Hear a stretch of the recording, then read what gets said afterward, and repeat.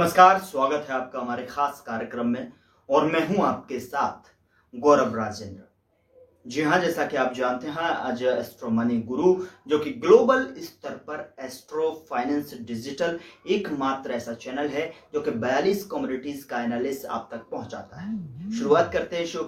मलेशियाई ताड़ के तेल बागान हजारों टन फलों को सड़ने दे रहे हैं क्योंकि श्रमिकों की कमी के तीसरे वर्ष में कंपनियां उत्पादन के चरम मौसम के दौरान अपनी कटाई बढ़ाने में असमर्थ हैं। प्लांटर्स और विश्लेषकों के अनुसार मलेशिया में पाम तेल का उत्पादन, जो दुनिया का दूसरा सबसे बड़ा उत्पादक है, पिछले साल के 18.1 मिलियन टन से घटाने या अपरिवर्तित रहने का अनुमान जताया जा रहा है। 1917 में उद्योग शुरू होने के बाद से दक्षिण पूर्व एशियाई राष्ट्र में बागान अपने सबसे खराब श्रम संकट का सामना कर रहे हैं। प्रवासी श्रमिकों के आगमन के साथ जो घोंगे की गति पर उद्योग के श्रमिक शक्ति के मूल्य हैं। मलेशियाई पाम ऑयल एसोसिएशन यानी MPOA के प्रमुख कार्यकारी जोसेफ टेक ने रॉयटर्स को बताया कि कोरोना वायरस से संबंधित हायरिंग प्रतिबंध हटाने के बावजूद कुशल हार्वेस्टर की कमी का मतलब है कंपनियां अगस्त से नवंबर तक के चरम फसल के मौसम का पूरी तरह से फ़ायदा नहीं उठा सकती हैं।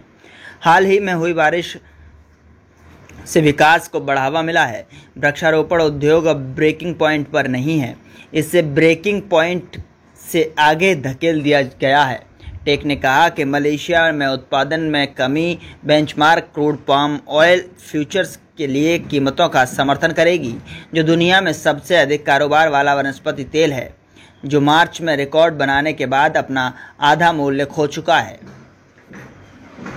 बता दें कि कोविड-19 महामारी से लड़ने के लिए 2020 में लागू किए गए यात्रा प्रतिबंधों ने मलेशियाई ताड़ के तेल उद्योग को पेड़ों के बनाए रखने के और फलों के गुच्छों को काटने के लिए आवश्यक 1,20,000 विदेशी श्रमिकों की कमी छोड़ दी है।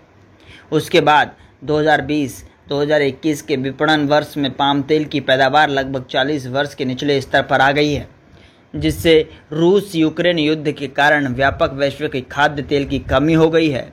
इसने मार्च में ताड़ के तेल की कीमतों को उच्च स्तर पर धकेल दिया है, जिससे खाद्य पदार्थ, डिटर्जेंट और अन्य ताड़ के तेल आधारित उत्पादों की कीमतें बढ़ गई हैं।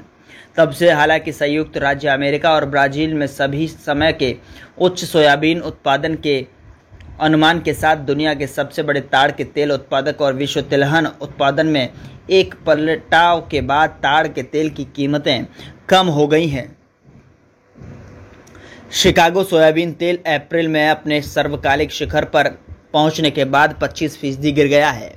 मलेशिया के ताड़ उद्योग को उम्मीद थी कि फरवरी में सरकार द्वारा भर्ती पर COVID यानी कोविड-19 फ्रीज को हटाने के बाद MPOA को 52,000 प्रवासी श्रमिकों के प्रवेश की उम्मीद थी।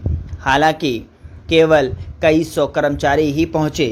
बता दें कि मुख्य रूप से धीमी सरकारी मंजूरी और कार्यकर्ता सुरक्षा पर चिंताओं के कारण MPOA का अनुमान है कि मलेशिया में सभी उद्योग क्षेत्र में कंपनियों की दी गई प्रवासी श्रमिकों के लिए केवल 12% अनुमोदन ही जमीन पर बूट में सफलतापूर्वक अनुवादित हुए हैं। प्रवासी मुख्य रूप से इंडोनेशिया और बांग्लादेशी से मलेशियाई संपदा में लगभग 80% कार्यबल बनाते हैं। मलेशिया के मानव संसाधन मंत्रालय, जो विदेशी श्रमिकों के सेवन को मंजूरी देने के लिए जिम्मेदार हैं, ने श्रम संकट पर टिप्पणी के लिए रॉयटर्स के प्रश्नों का तुरंत जवाब नहीं दिया।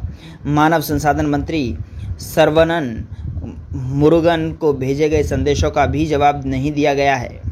बता दें कि दुनिया की सबसे बड़ी क्रूड पाम ऑयल उत्पादन फर्म FGV होल्डिंग्स ने कहा कि उसे इस साल 647 प्रवासी श्रमिक मिले हैं और उसने अपने आवश्यक कर्मचारियों की संख्या केवल 62% ही भरा है। FGV ने 30 अगस्त को एक स्टॉक एक्सचेंज फाइलिंग में कहा कि फर्म आशावादी है कि साल के अंत तक उसे 7,000 कर्मचारी मिलेंगे। हालांकि आने वाले किसी भी कर्मचारी महत्वपूर्ण उच्च फसल के मौसम को याद करेंगे।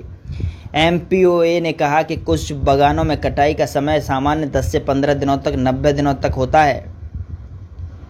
इसलिए उत्पादकों को अपनी फसल का 1/4 तक नुकसान हो रहा है। इसका अनुमान है कि अप्राप्त फसल और ताड़ के उत्पादों से अक्सर हानि वर्ष के अंत तक 20 बिलियन रिंगत यानी $4.44 बिलियन से अधिक हो सकती है।